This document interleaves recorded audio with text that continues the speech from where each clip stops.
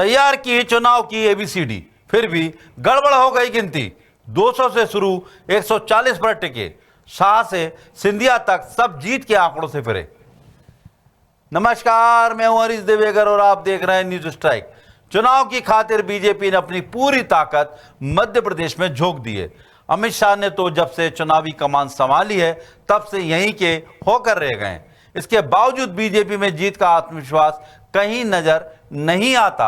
अमित शाह के लगातार दौरों के बाद बीजेपी ने एबीसीडी की खास रणनीति तैयार की थी, पर लगता है पार्टी इस रणनीति के सहारे जेट तक पहुंचती नजर नहीं आ रही। शायद इसलिए चुनावी कैंपेन के बीच में ही असल नारा तो गायब कर दिया और अब टारगेट भी बदल लिया है। अब जो टारगेट पार्टी ने सेट किया है वो बीजेपी की 2013 की जीत के मुकाबले बहुत कम है। तो क्या ये मान लिया जाए कि अमित शाह जैसे रणनीतिकार भी ये मान चुके हैं कि बीजेपी की बड़ी जीत मुश्किल है? चुनावी साल में बीजेपी के नेता मध्य प्रदेश में जोर शोर से एक नारा लगाते सुनाई दे रहे थे। हर बैठक, हर सभा और हर भाषण के साथ नारा सुनाई दे रहा था।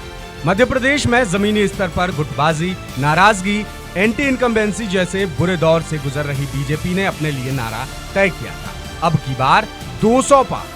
दावा भी किया जा रहा था कि इस चुनाव में पार्टी 200 सीटों पर जीत हासिल करेगी, लेकिन चुनाव नजदीक आते आते ये नारा गुम हो गया और सारे दावे हवा हो गए।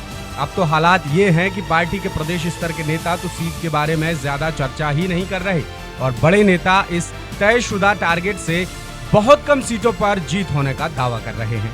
हाल ही में केंद्रीय गृह मंत्री अमित शाह ने एक सभा में दावा किया कि पार्टी विधानसभा चुनाव में 150 सीटें जीत रही है। उससे कुछ ही दिन पहले केंद्रीय मंत्री और बीजेपी प्रदेश प्रभारी भूपेंद्र सिंह कह चुके हैं कि पार्टी प्रदेश में 140 सीटें जीतेगी। ये दोनों बयान साफ जाहिर करते हैं कि टारगेट को लेकर उन नेताओं में ही कंफ्यूजन है जो प्रदेश के हालात संभालने आए हैं, या यूं भी कहा जा सकता है कि टारगेट को लेकर रणनीति तय करने वाले नेताओं में ही कॉन्फिडेंस नहीं। इसकी एक बानगी और देखिए। कुछ ही समय पहले तक अब की बार 200 पार का नारा लगाने वाले ज्योतिरादित्य सिंधिया भी इस टारगेट से मुकर गए हैं।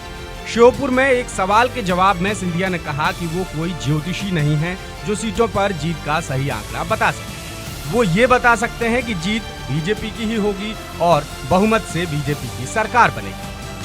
सिंधिया में कॉन्फिडेंस की इतनी कमी तो 2018 के चुनाव प्रचार में तब भी नहीं दिखी थी जब उनकी पार्टी यानी कि कांग्रेस 3 बार से सत्ता में बाहर थी। इस बार तो वो ऐसी पार्टी का हिस्सा है जो चुनावी रणनीति बनाने में माहिर मानी जाती है।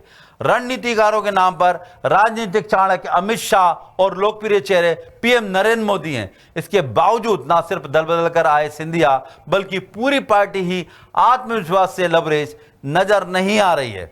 इसकी जगह कंफ्यूजन और हार का डर ज्यादा नजर आ रहा है। नारों में या दावों में जीत के आंकड़े ही नहीं बदल रहे बल्कि नेताओं के बयानों को लेकर आने वाली लीडरशिप पर भी सवाल खड़े हो रहे हैं।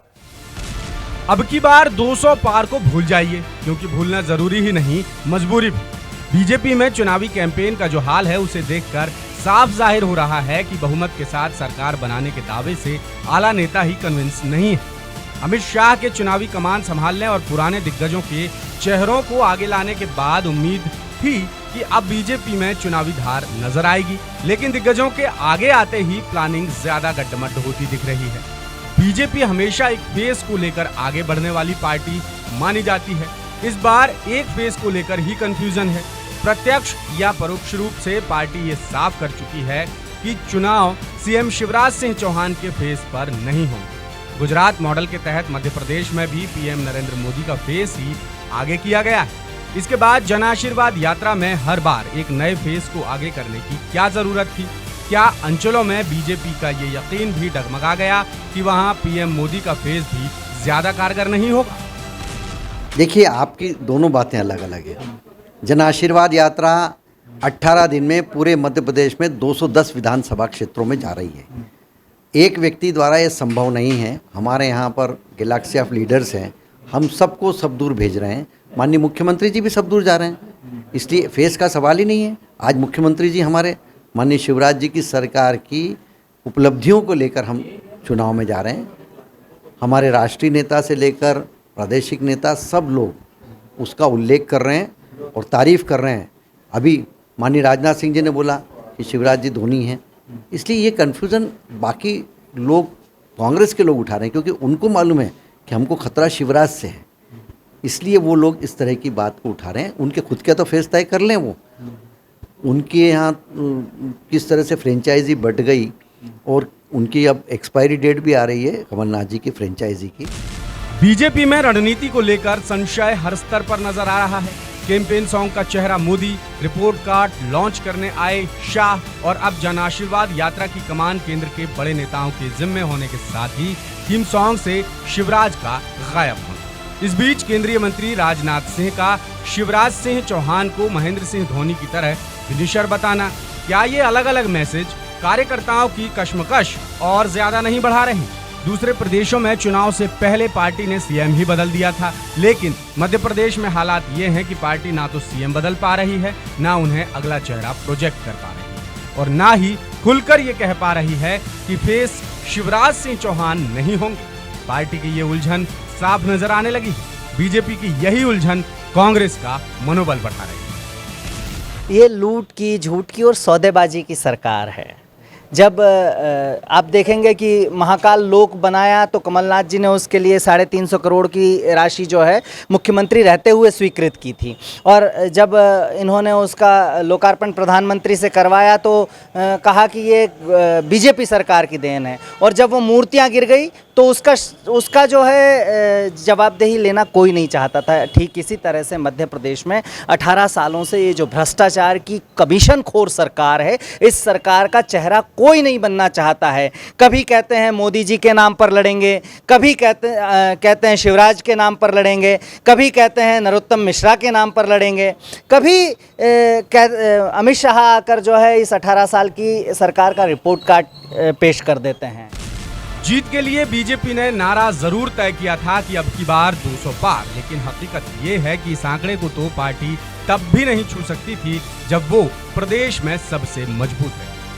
साल 2018 यानी बीते चुनाव में पार्टी को 109 सीटें मिली। 2003 से सूखा झेल रही कांग्रेस 2018 में 3 डिजिट का आंकड़ा छू सकी और 114 सीटें हासिल करने में कामयाब रही।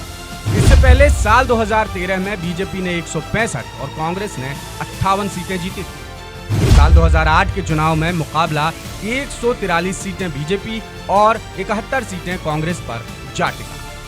साल 2003 के चुनाव की कमान संभाली थी उमा भारती। उनके नेतृत्व में बीजेपी किसी आंधी की तरह प्रदेश में आई और कांग्रेस को साफ कर दिया, लेकिन तब भी बीजेपी 200 सीटों का आंकड़ा नहीं छू सकी। लेकिन जीत का फिगर काफी बड़ा था। उमा भारती के नेतृत्व में बीजेपी ने 83 सीटों पर सिमटी बीजेपी को 173 सीटों तक पहुंचाया था और दशक भर से सत्ता पर काबिज कांग्रेस 124 से 38 सीटों पर सिमट कर रह गई। उमा की आंधी में कांग्रेस की फसल ऐसी साफ हुई कि दोबारा उगने में 15 साल से ज्यादा का वक्त लगा। अब वही उमा भारती जन आशीर्वाद यात्रा के नाम पर साइडलाइन है और हमेशा की तरह नाराजगी जताने के मामले में मुखर है।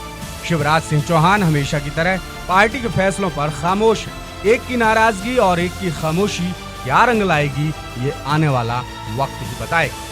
देखिए, बहुत आश्चर्य की बात यह है कि पिछले 3 दिन से भारतीय जनता पार्टी के नेता मध्य प्रदेश में पार्टी में संवाद और संपर्क की बात कर रहे हैं। उमा भारती को देख लीजिए, रघुनंदन शर्मा को देख लीजिए, सुमित्रा ताई को देख लीजिए।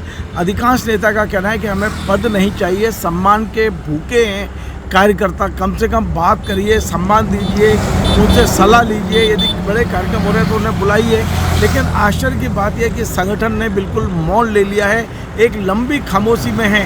और आश्चर्यजनक इस बात के लिए भी आश्चर्य हो रहा है कि केवल संगठन हो तो ठीक है, लेकिन मुख्यमंत्री जी ने भी इस समय ऐसा लगता है कि मौन ले लिया है। वो भी एकदम शांत हैं, कुछ बोल नहीं रहे हैं।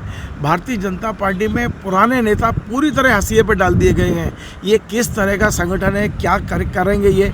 इलेक्शन के समय में जब सबको जोड़ने का टाइम हो, उस समय लोगों को तोड़ने का प्रयास चल रहा हो, लोगों को पूछा नहीं जा रहा हो, तो निश्चित तौर पर भारतीय जनता पार्टी में इस समय काफ़ी घुटन महसूस कर रहे हैं, और खासकर बड़े नेता।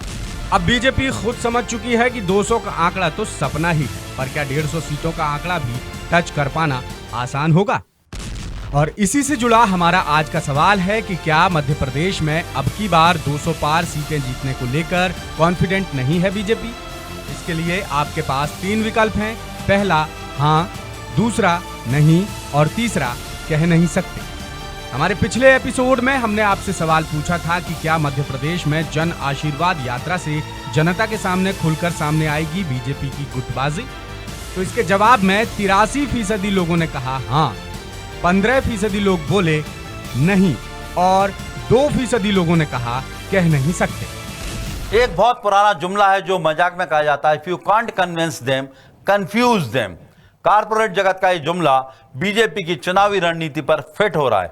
हालांकि पार्टी की ऐसी मंशा नहीं है। बीजेपी के आला नेताओं की तो कोशिश है कि वो कार्यकर्ता और मतदाता दोनों को कन्विंस कर सके, लेकिन हर कदम के साथ कंफ्यूजन ही ज्यादा फैल रहा है। अब तक कार्यकर्ता 200 पार के नारे पर यकीन कर आगे बढ़ रहा था, लेकिन यह मनोबल तो खुद बड़े नेताओं का कमजोर पड़ चुका है। एक सवाल जिसके जवाब का इंतजार पूरे साल से था कि शिवराज सिंह चौहान फेस होंगे या नहीं, उसके जवाब में नए चेहरों को आगे बढ़ाकर पार्टी ने कंफ्यूजन को और बढ़ा दिया है। इसके बावजूद अमित शाह जैसे मंजे हुए नेता भी ये बोलने से बच रहे हैं कि शिवराज अगला फेस नहीं होंगे, और राजनाथ जैसे खाटी नेता शिवराज की धोनी से तुलना कर रहे हैं। कुल मिलाकर एक लाइन पर चलने वाली पार्टी की चुनावी लाइन ही जिग जैग हो गई है। ये हाल लीडर्स का है तो कार्यकर्ताओं का क्या होगा, अंदाजा लगाया जा सकता है। नमस्कार।